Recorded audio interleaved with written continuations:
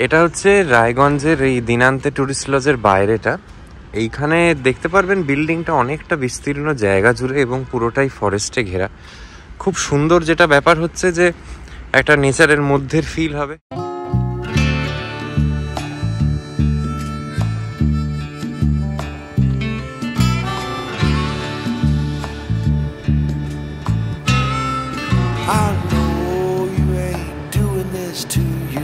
Hello everybody, welcome back to my channel. আমি রিতম, আর আজকের একটা নতুন ব্লগে আপনাদের স্বাগত জানাই। আমি এখন আছি উত্তর দিনাজপুরের রায়গঞ্জে।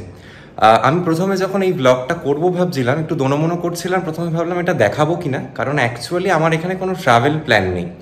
তবে আমি এটা খুব ভালো মতোই জানি, আপনারা যারা নিজের গাড়ি নিয়ে বা বাইকে উত্তরবঙ্গ আসেন, Raiganj is one of the major halts. এবং আপনারা রায়গঞ্জে প্রি বুকিং করা যায় এমন কোনো হোটেল খোঁজেন। রায়গঞ্জটা একটা যেহেতু প্রপার জায়গা, এখানে প্রচুর প্রাইভেট রিসর্টস আছে, হোটেলস আছে। এমনকি আমরা যেখানে আছি সেরকম ওয়েস্ট বেঙ্গল ট্যুরিজমের মেনটেন প্রপার্টিও আছে। তো সেই রকমই সেই প্রপার্টিতে আমরা এখন আছি। আমি এবং আমার এক বন্ধু আমরা আছি দিনান্তে ট্যুরিস্ট লজে, যেটাকে রায়গঞ্জ ট্যুরিস্ট লজ বলেও লোকাল লোক জানে। এটা হচ্ছে রায়গঞ্জের রেলওয়ে স্টেশন থেকে 3 কিলোমিটার দূরে এবং রায়গঞ্জের যেটা ওয়াইল্ড লাইফ রিজার্ভ আর কি, তার মধ্যে অবস্থিত। এটা ঠিক এর উল্টো দিকেই হচ্ছে একটা বার্ড স্যাংচুয়ারি আছে। তো আমরা সেগুলো হয়তো যাব একবার দেখতে। তবে চলুন আমরা এখানে কীরকম ঘর পেলাম সেটা দেখাই। Frankly speaking, this does not meet the West Bengal tourism standards. যেহেতু আমরা এখানে আছি এবং এই প্রপার্টির সব থেকে ভালো ক্যাটাগরির রুমেই আছি, তো আপনারা এখানে থাকলে কি পাবেন, কি ভালো কি খারাপ, চট করে একবার দেখিয়ে দিই। এটা হচ্ছে আমাদের দিনান্তে ট্যুরিস্ট লজে 1400 টাকার রেঞ্জের ঘর। এইটা আপনি যখন ওয়েস্ট বেঙ্গল ট্যুরিজমে দেখবেন দুটো ক্যাটাগরি আছে, একটা 1200 একটা 1400, বোথ আর এসি রুমস। কিন্তু 1200 ঘরটা ভুলেও নেবেন না, that was horrible. That is where we stayed last night. ওই ঘরটা দেখানোর মতো নয়, তাই আমি ওটা ব্লগও করিনি, মানে লিভ দ্যাট অ্যাপার্ট। 1400 টাকার ঘরটা ইটস গুড এনাফ। মানে ওভারঅল রুম রেটিং দেওয়ার জন্য আমি 10-এর মধ্যে 7 নম্বর দিতে পারি। এবং ঘরের অ্যামিনিটিসগুলো চট করে দেখিয়ে দিই। প্রথম কথা, ঘরটার যেটা বিশাল বেনিফিট হচ্ছে, ঘরটা অনেক বড়, প্রচুর জায়গা। একটা আলাদা মানে ড্রেসিং এরিয়া আছে, which makes it even more spacious. ঘরটায় ঢুকে বাঁদিকে একটা বড় সোনি টিভি আছে, একটা ছোট ডেস্ক আছে। আমার বন্ধু যেখানে বসে আছেন নোটিস করবেন দুটো চেয়ার আছে কাঠের, তার সামনে একটা টি টেবিল, এদিকে আর একটা অ্যাডিশনাল চেয়ার, এদিকে লাগেজ রাখবার মতো একটা র্যাক। বেডের দুদিকে দুটো সাইড টেবিল আছে, একটা কুইন সাইজড বেড আছে। চার্জিং পয়েন্টস আর লিমিটেড ইন দিস রুম, মানে দুটো কি তিনটে টোটালে দেখতে পাচ্ছি। আলো খুব বেশি যে আছে তা নয়, মানে দুটো নাইট ল্যাম্পের মতো দেখছি, একটা টিউব, এই ঘরের টোটাল লাইটিং। দুটো পাখা আছে এবং হিতাচির একটা এসি চোখে পড়ছে। এই ছিল মোটামুটি বেডরুমের কনফিগারেশনটা। এরপরে যেটা ড্রেসিং এরিয়া, সেখানে একটা বড় ওয়ার্ড্রোব আছে আর একটা ছোট্ট বসার জায়গা, and then comes the toilet. এবার টয়লেটের ব্যাপারটা হচ্ছে, টয়লেটটাও বড় সড়ো পরিষ্কার এমনি, ওয়েস্টার্ন টয়লেট আছে, বেসিনের জায়গা আছে, গিজার আছে, এমনি এমনি পরিষ্কার। তবে এই টোটাল ঘরটার সব থেকে বড় সমস্যার জায়গা যেটা, সেটা হচ্ছে প্রত্যেকটা দেয়াল, সেটা বাথরুমের হোক, আমার বন্ধু দেবরাজের পিছনের দেয়ালটা দেখলে বুঝতে পারবেন ক্ষতবিক্ষত হয়ে গেছে ড্যাম্প ধরে, সামান্যটুকু মেনটেনেন্স নেই। আর আরেকটা যেটা খুব বড় প্রবলেম, সেটা আমরা কালকের 1200 টাকার ঘরটাতেও দেখলাম, 1400 টাকার ঘরটাতেও দেখলাম। ওনারা যে লিনেন্স ব্যবহার করছেন বা যে পর্দা, সেগুলো দেখে মনে হচ্ছে লাস্ট 6 মাস কাচা হয়নি কোনোদিন, প্রচণ্ড আনটাইডি। এমনকি এই যে সোফার যে ধরুন যে কাভারগুলো, সেগুলো সম্পূর্ণ নোংরা। মানে West Bengal tourism has set real high standards. আমি জানি না কেন রায়গঞ্জ ট্যুরিজম প্রপার্টিটা এভাবে ইগনোরড, কোনো কারণ নেই কিন্তু। মানে আর এটার 1400 টাকা যে রুম রেন্ট আপনারা দিচ্ছেন, তার মধ্যে কিন্তু ব্রেকফাস্ট ধরা থাকে দুজনের জন্য। অ্যাডিশনাল লোক থাকলে কট নিয়ে থাকতে পারেন, তার জন্য অ্যাডিশনাল চার্জেস আছে। এই যে টাকাটা বললাম, এটা just for 2 persons including their breakfast. আর এই ঘরের সঙ্গে লাগোয়া একটা বারান্দা আছে, যেরকম বলছিলাম এটা রায়গঞ্জের ওয়াইল্ড লাইফ স্যাংচুয়ারির কাছে। বাইরেটা ভীষণ সুন্দর, মানে আপনার কিছুটা একটা ডুয়ার্স জাতীয় ফিল দেবে। এর আশপাশটা কিন্তু গোটাটা ফরেস্ট এরিয়া, আর এখানে প্রচুর মাইগ্রেটারি পাখি আসে শীতকালে, তো তাদের দর্শন পাবেন। আমরাও সকালে কিছুক্ষণ এখানে দাঁড়িয়েছিলাম, তো অনেক রকম পাখি দেখতে পাচ্ছি। তো I am not a bird expert, কি রকম কি আছে জানি না। আপনি আকাশের দিকে নজর দিলেই বুঝতে পারবেন কত পাখি উড়ে বেড়াচ্ছে। এমনি খুব নিরিবিলি পরিবেশ, নিচে প্রচুর মানে অনেকটা বড় জায়গা। আমি নিচটা ঘুরে দেখাবো। গাড়ি পার্কিংয়ের ক্ষেত্রে কোনো অসুবিধে নেই। এখানে ইনহাউস খাবার ব্যবস্থা আছে এমনি রিসোর্টটার পরিবেশটা খুব সুন্দর, তবে the resort calls for a renovation. আপনি বাইরের দেয়ালগুলো দেখলেও বুঝতে পারবেন it's like it's really shabby. এটার কোনো দরকার নেই, but I don't know why they are not maintaining. প্রত্যেকটা দেয়াল নোংরা। আর আরেকটা যেটা আমার খুব অবাক করা ব্যাপার লাগলো, সেটা কেন হবে আমি জানি না। আমি তো ধরুন 9 করে প্রায় 8-9টা ওয়েস্ট বেঙ্গল ট্যুরিজমের প্রপার্টিতে থেকেছি। ওয়েস্ট বেঙ্গল ট্যুরিজম মানেই ওনারা একটা কিন্তু কিট ব্যাগ প্রোভাইড করে, এবং সেই কিট ব্যাগটায় সমস্ত অ্যামিনিটিস যা দরকার হতে পারে একজন ট্রাভেলারের সেগুলো থাকে। এখানে আমি যখন জিজ্ঞেস করলাম, রিসেপশনে যিনি ছিলেন তিনি কিন্তু বললেন আমাদের এই প্রপার্টিতে সেরকম কোনো ব্যাপার নেই। ওনারা ওই মেডিমিক্সের একটা করে সাবান দিচ্ছেন, দ্যাটস ইট, আর ওই 2টো টাওয়েল, আর এই ব্যাস অ্যামিনিটিস বলতে এইটুকু। মানে if you have made it to be a standard, তাহলে তো এটা সব জায়গায় দেওয়া উচিত। যদি বাজেট না থাকে 100 টাকা রুম রেন্ট বাড়িয়ে হলেও দেওয়া উচিত, but this is how it is. আমরা যা অভিজ্ঞতা হলো তুলে ধরলাম, কারণ আমি জানি বহু মানুষ, আপনারা ওয়াইল গোয়িং টু শিলিগুড়ি আপনারা এখানে হয়তো একটা দিন স্টপ নেন, বা হয়তো যারা দার্জিলিং যাচ্ছেন ভাবছেন this is sort of the middle place, তো আপনারা এখানে থাকতেই পারেন। এখান থেকে শিলিগুড়ি সড়ক পথে ধরুন 3.5 থেকে 4 ঘন্টা, দার্জিলিং যেতে 6 থেকে 7 ঘন্টা নিতে পারে। আরেকটা জিনিস বলে রাখা ভালো, this property is wifi enabled. ওয়াইফাইটা খুব ভালো, মানে আমরা যেহেতু এখানে কাজ করতেই এসছি, we have office work to get done, তো ওয়াইফাইটা আমরা খুব ভালো পাচ্ছি। নেটওয়ার্ক কানেক্টিভিটিটা একটু ডাইসি, জিওর নেটওয়ার্ক এখানে ভালো চলছে না, Airtel is doing just fine. But এই ছিল মোটামুটি আমার রুম ট্যুর। এরপরে আপনারা যখন আমি নিচে যাব, গোটা প্রপার্টিটা বাইরে থেকে দেখাবো, রিসেপশন এরিয়া, ডাইনিং হল এগুলো দেখাবো, এবং আপনাদের এই কুলিক যেটা বার্ড স্যাংচুয়ারি রাস্তার ঠিক উল্টো দিকে, সেটাতেও নিয়ে যাব। শান্তি ট্যুরিস্ট লজের ডাইনিং এরিয়া, এখানে কমপ্লিমেন্টারি ব্রেকফাস্ট যেটা সকাল 8টা থেকে 10টা দেওয়া হয়, বললে ঘরে দিয়ে দেবে। লাঞ্চ বা অন্য খাবারেরও তাই ব্যাপার। অনেকটা বড় জায়গা, খোলামেলা, অনেকগুলো টেবিল পাতা আছে, ওয়াটার পিউরিফায়ার দেয়া। এদিকে একটা বারও দেখছি, আই এম নট শিওর যে এটা ফাংশনাল কিনা, বাট আর এই দেখুন এই দিক থেকেই মেন রোডটা দেখা যাচ্ছে। এই বাইরেটা গোটাটা কিন্তু forest area, as I was saying earlier. এরপরে আমরা একটু বাইরে বেরোবো, তখন আরও ডিটেলসে দেখাতে পারবো।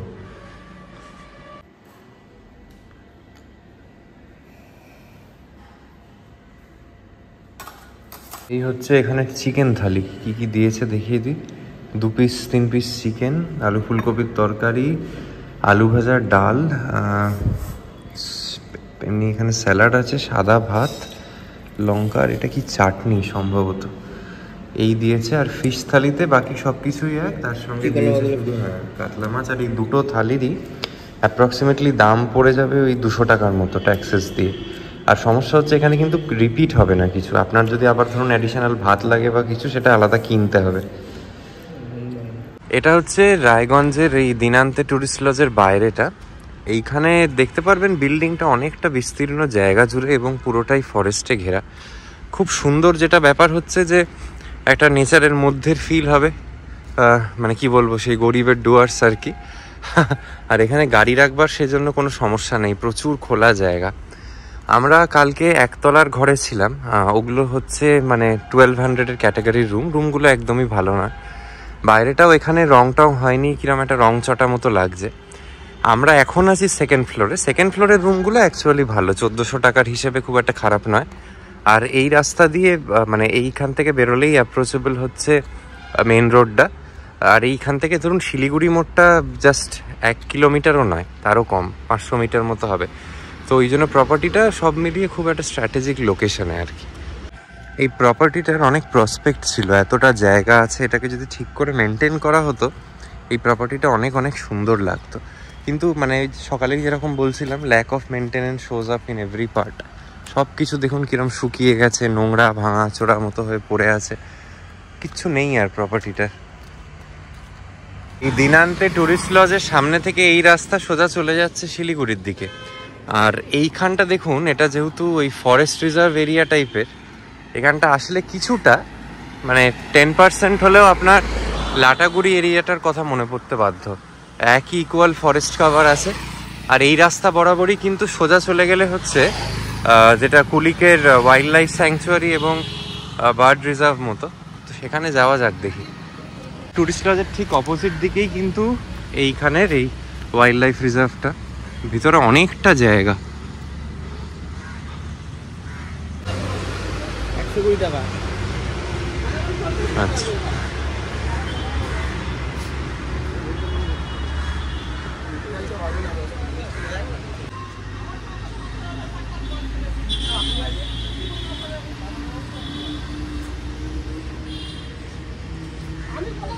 NH-34 কে ঘিরে দেখুন রায়গঞ্জ ওয়াইল্ড লাইফ স্যাংচুয়ারি।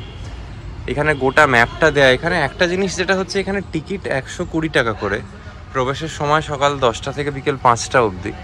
তবে এখানে কোনো UPI পেমেন্টের অপশান নেই, শুধু ক্যাশ। আর এটা কিন্তু ওয়েস্ট বেঙ্গল ফরেস্ট ডিপার্টমেন্টের আন্ডারে পড়ে।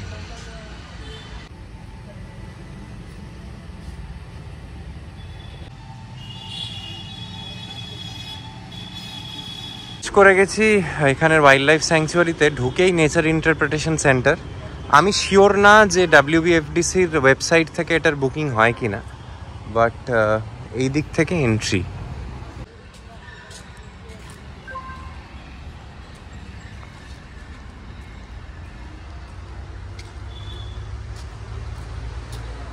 দিনান্তে ট্যুরিস্ট লজেরও যা অবস্থা, এখানেও তাই।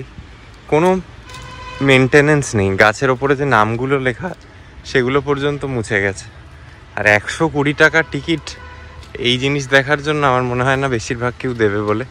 অনেক লোকালাইট চোখে পড়ছে যদিও। This has become a couple park more than a wild life sanctuary. আর এখানে আবার ওয়াচ টাওয়ার আছে, জানি না ওয়াচ টাওয়ারে উঠে দেখারই বা কী আছে। সবই তো খালি পড়ে আছে দেখছি। হ্যাঁ, অবস্থা খুবই খারাপ। মানে এখানে একটা জলাশয় মতো, আর এইরকম তাকে ঘিরে রাস্তা, আর এদিকে ছোটখাটো পাখি প্রচুর চোখে পড়ছে।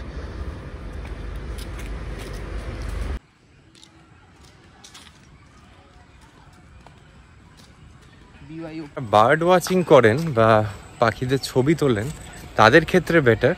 বাট এমনি কিন্তু আমরা যে হেঁটে যাচ্ছি, there is nothing much to see. কিছুই নেই, পুরোটাই এরকম পেভড একটা রাস্তা। ওই মর্নিং ওয়াক বা ইভিনিং ওয়াকের জন্য ভালো, তার বাদে কিছু নেই।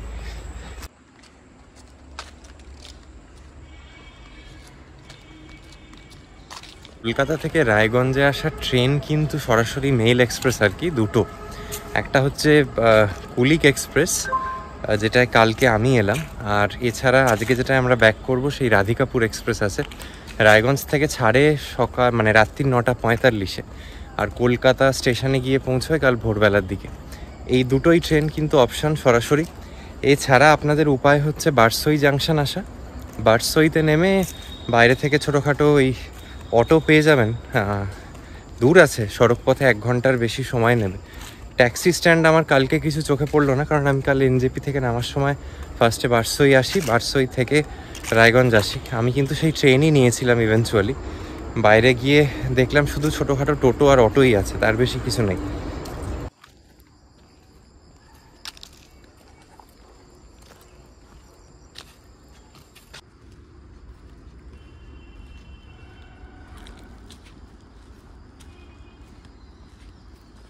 এদিকে একটা ওয়াচ টাওয়ার আছে দেখছি, কি দেখা যাবে ঘন্টার মাথা এইরকম।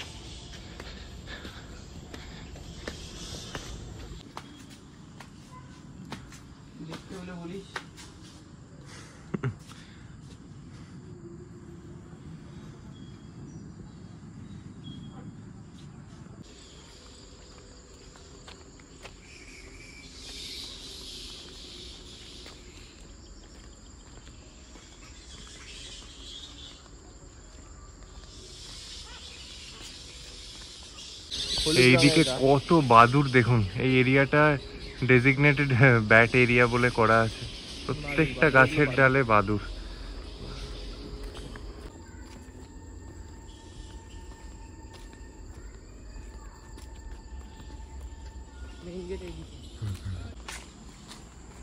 সাঁকোটা সুন্দর।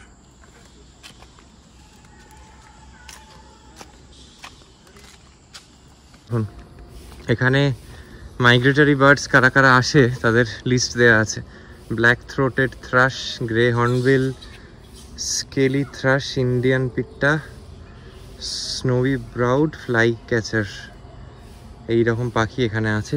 যারা পাখি চেনেন তাদের তো খুবই ভালো। এই দেখুন ভর্তি পাখি ক্যালোর ব্যালোর হচ্ছে, তাই না? এখানে দেখুন এই এভিয়ারিতে পাখিদের খাঁচার মধ্যে রাখা আছে, এবং কি কি পাখি আছে তাও স্পেসিফিক্যালি মেনশন করা। প্রচুর পাখি আছে। এটা কাকাতুয়া, cockatiel.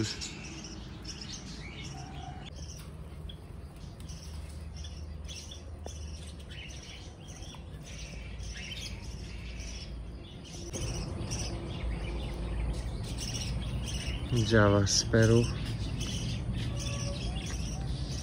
Long tail grass finch, ঝাঁকে ঝাঁকে পায়, কোয়েল,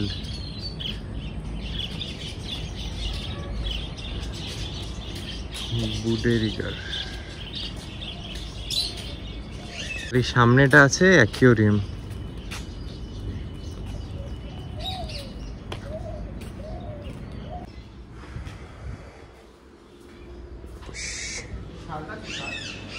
সুন্দর। এই এরিয়াটা কিন্তু গোটাটা এসি, নানা প্রজাতির মাছ আছে। জেব্রা ফিশ, এটা সিলভার আরোয়ানা, এটা হচ্ছে রেড টেল টাইগার। এই দেখুন,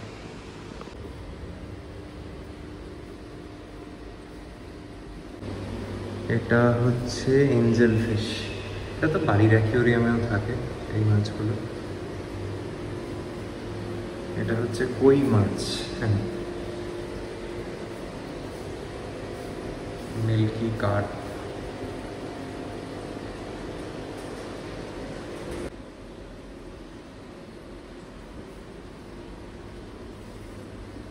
সিলভার শার্ক,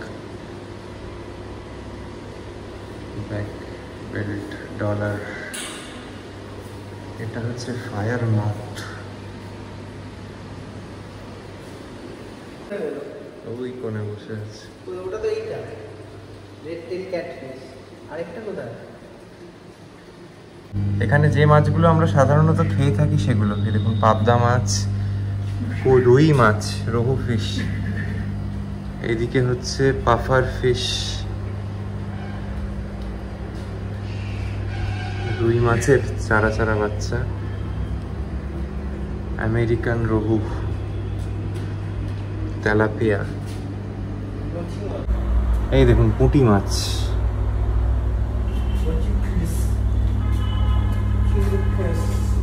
আইর মাছ, ইল ফিশ। বাবা কি অদ্ভুত সাপের মতো। এই দেখুন, এই মাছটির নাম কুচিয়া মাছ, ইল ফিশ। ঠিক সাপের মতো দেখতে, গরমটা একদম সাপ। এটা যে মাছ কেউ না দেখলে, আর এই যে এরকম কনস্ট্যান্ট কি করে দাঁড়িয়ে আছে, না নড়ে, অদ্ভুত ভাবে পড়ে আছে এরা একটা।